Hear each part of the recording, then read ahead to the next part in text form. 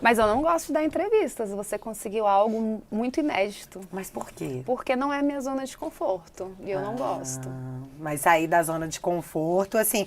É preciso. Desde que a senhora casou com Jair Messias Já Bolsonaro. não vivo numa zona de conforto. Mas eu acho, Bárbara, que é mais, assim, porque a maioria dos veículos de comunicação, eles distorcem o que a gente fala, né? Então, no início, assim, a gente se blindava e depois começou, assim, a partir do momento que afeta os filhos, a família, começa a difamar, né?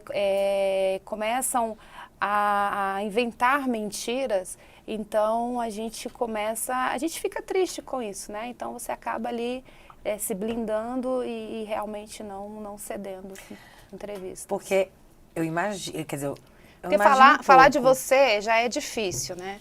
Você vê ali o seu nome numa matéria tendenciosa, mas a partir do momento que envolve ali os teus filhos, que os seus filhos vão poder acessar, colocar o teu nome na internet e ver uma matéria mentirosa, sabe? Então isso realmente, pra gente que é mãe, isso tem um peso maior. Então eu resolvi me resguardar e fazer o meu trabalho, mas sem ter essa visibilidade da questão de conceder entrevistas. Mas é complicado, né? Porque mesmo quando você não está dando entrevista, quando você está falando nas palestras que você anda fazendo, nas aparições... Não são palestras, são encontros, né? São conversas com mulheres, né? Mas que se inspiram muito em você. Então acaba sendo, você é um ícone de referência para não só muitas mulheres, mas também muitos homens gostam de acompanhar o seu trabalho. E eu não imagino tanto que deve ser difícil. Quer dizer, eu imagino um pouco, sim, mas não na mesma proporção. Sim. Como que é você falar uma coisa e não é uma questão de ele me interpretou mal. Não, é de forçar uma forçar. Deturpação do que é dito para cada palavra, porque Sim. não gostam da sua pessoa Isso. pelo que você representa. Sim, eu tive uma experiência que eu gosto sempre de falar, e toda vez que eu falo, eles fazem matéria em cima disso, eles sempre conseguem achar uma forma de mudar a forma que eu falei, né? E lá no Ministério da Saúde, num dia memorável para as crianças com doenças raras, a entrega da caderneta para os raros, e ali tinha uma borboletinha, que são crianças com epidermólise bulhosa, que foi daí que começou a minha causa.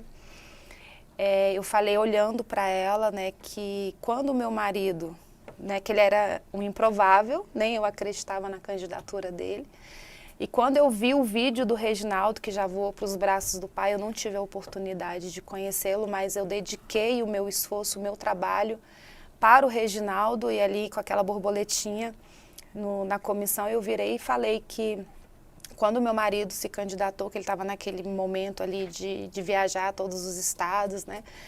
Que se Deus permitisse uma oração ingênua dentro do meu banheiro, quando eu vi esse vídeo dessa criança, eu falei que se Deus nos desse essa oportunidade de estar no poder, eu usaria o poder para poder ajudar aquelas crianças.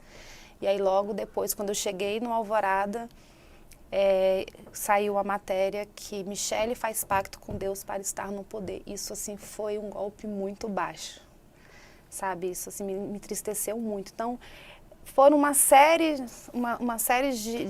de momentos, sabe? De interpretações maldosas, maliciosas, tendenciosas, que me fizeram realmente retrair, sabe? E a gente acaba dando espaço para eles falarem de você, né?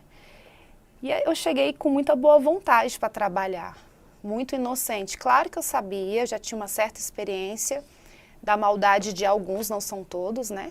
Mas da maldade da grande maioria, talvez, pelo que a gente passou no período da campanha, no atentado, da forma desrespeitosa comigo, como mãe de família, com as minhas filhas, né? As ameaças de morte para minha filha, a menor. Então, foi muito difícil esse momento. E aí vai somando tudo, é um somatório que te faz ficar mais reclusa, uma espécie sabe? de escudo. De escudo, a gente se blinda. Pois é, mas assim, eu penso que hoje... Mas graças a Deus que eu não desisti do meu propósito, da minha missão como primeira-dama. Tá? Não, isso é um ponto extremamente eu importante, que é onde eu poderia- quero chegar. Porque isso pode ter te intimidado a se manifestar, Sim. mas não te Eu intimidou vou de falar para agir. você que o meu sentimento pelos veículos de comunicação era até de medo. Quando eu saía, eu mudei até a entrada e a saída do Alvorada. Eu saía e entrava pela entrada de funcionários, porque me fazia Pra mal. não topar com eles. Vê-los me fazia mal, sabe? Eu sei que muita gente gostava de mim, mas meio que eu generalizei, sabe? Eu criei um escudo mesmo, uma resistência, um bloqueio com eles. Eu não conseguia falar. De tanta maldade, assim, sabe? Porque eu cheguei com muita boa vontade, com muita força para trabalhar, porque eu entendi que era uma missão. Sabe, eu não tenho, graças a Deus, um filho com uma doença rara. Graças a Deus, eu não tenho um filho surdo. Eu não preciso de acessibilidade. Eu não preciso de uma medicação de alto custo, graças a Deus. Só que muitas mães precisam. E foi um tema que foi amadurecido no governo do meu esposo através do nosso trabalho. Sabe, do meu compromisso, porque eu tenho essa vocação. Não é forçado. Então, isso é uma coisa que eu quero saber mesmo. Eu acho que a gente está até começando. Estamos indo pro inverso, você tá atrapalhando as minhas Porque pautas. assim, eu sou ceilandense, eu tenho Exatamente. 41 anos.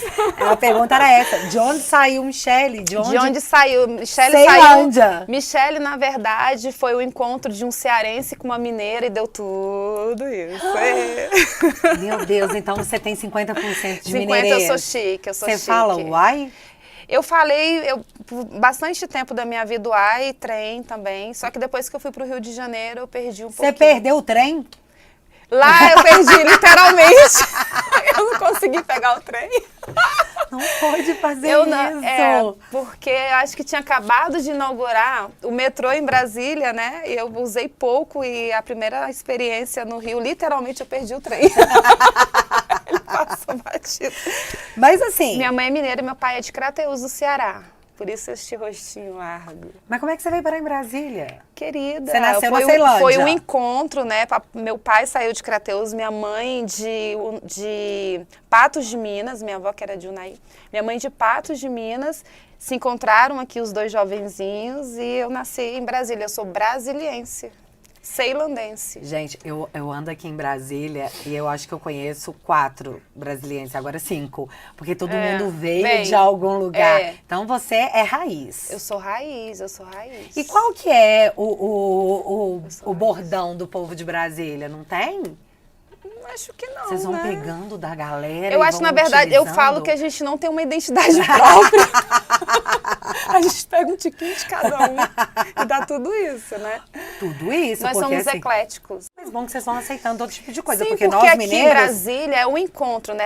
Essa miscigenação é ótima, né? Então, assim, essa mistura de culturas, eu acho porque que isso é enriquece. de todos os lugares, né? Tanto que a gente tem a Feira dos Nordestinos, né? Então, isso é muito incrível em Brasília. É uma característica, não é só uma cidade de concurso público, né? E aí, quando fala assim, mas Brasília, porque a corrupção é em Brasília, eu falo, querido, mas o seu deputado veio de qual estado?